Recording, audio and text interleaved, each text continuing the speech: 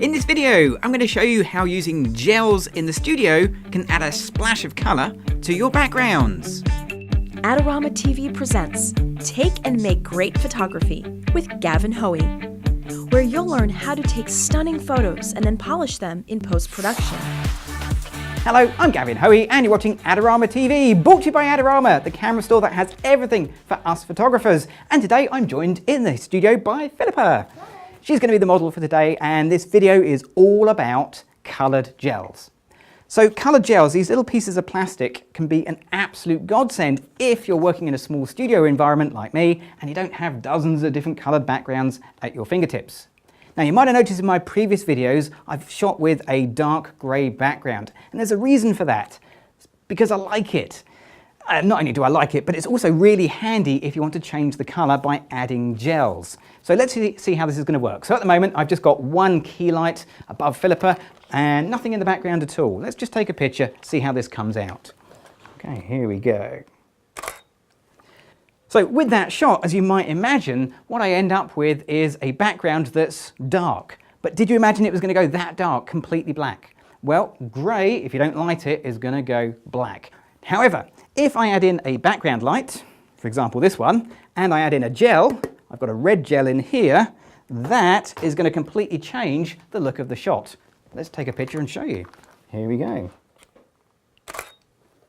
Now I promise you that really is the same background, the same grey fabric background as we started with, but this time it's gone that lovely deep red colour. In fact, I can make this background red, I could make it blue, I can make it green, or I could even make it yellow using the supplied kit of gels. And of course there's plenty more gels out there other than the ones that come with the streak light in the kit. So let's run through the basic setup for this. For my main lighting, I'm going to use something known as beauty lighting or butterfly lighting. It's basically a softbox at the top and then a reflector below just to reflect some light back underneath Philippa's chin and light the shadows in that part of the face. Really simple, really straightforward. If you want to see more information on some lighting techniques, don't forget to check out the Adorama Learning Centre where you'll find tons of information. My background light is on and I've got a red gel in there at the moment, but I'm going to change it. You don't have to have just one coloured gel, so I'm going to add in a yellow to the red to get orange. So let's see how that works. Let's just take a picture. Here we go. And sure enough, we've got that beautiful strong orange glow behind Philippa. That looks absolutely fantastic. Now we can change the intensity of that orange glow simply by changing the power of the light. And because I'm using the streak light system here, I can actually do it on the remote control on top of the camera here. So I can lower the output from the background light by one stop, and we'll take the same shot. And that's going to give me a much darker, deeper, richer colour. Or I can increase the power by a stop in the other direction. And that's going to give me a much brighter, much more vibrant, rich orange colour in the other direction as well. So you can tweak and change the colours of your background by changing the intensity of the background light. That's why grey works so well. If you try to do this with a white background, you'd end up with pastel colours. So that's the basic idea. What we're going to do now is just do a shoot using these basic principles. Okay, let's get going. Are you ready? Brilliant.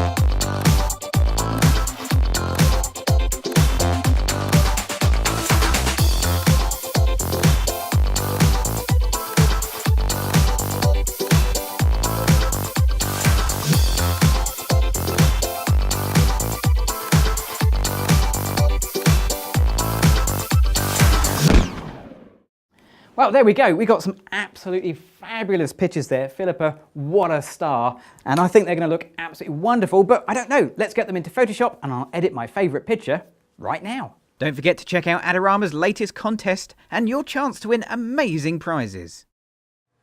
I find these gels to be absolutely essential for my small studio photography, but the colour you get isn't always exact simply by looking at them. For example, the red isn't quite red, the green definitely isn't very green, and there's a number of factors that control the colour.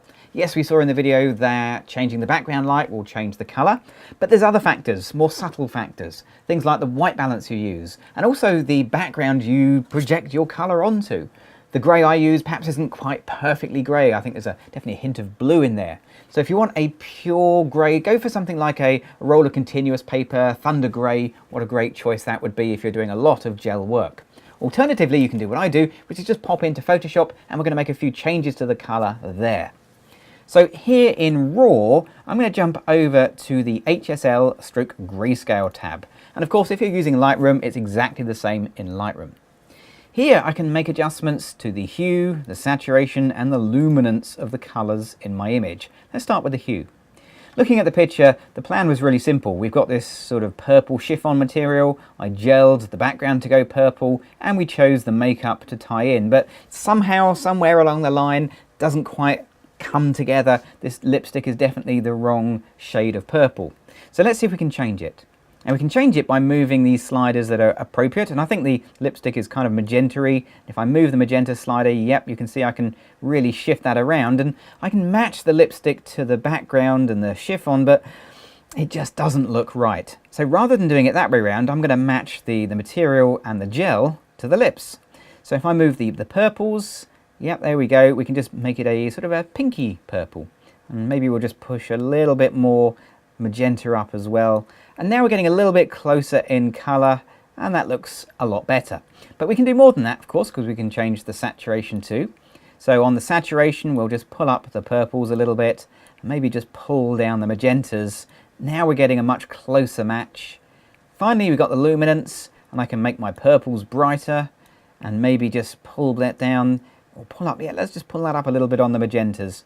There we go. So now we're getting a look that is much, much closer.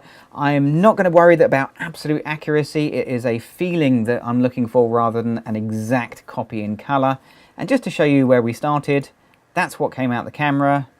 And there we go with a little bit of tweaking in Photoshop. That's what actually I had in my mind. Well, if you've enjoyed this video and you want to see more videos from myself and the other amazing presenters here on Adorama TV, you've got to click on the subscribe button. I'm Gavin Hoey. Thanks for watching.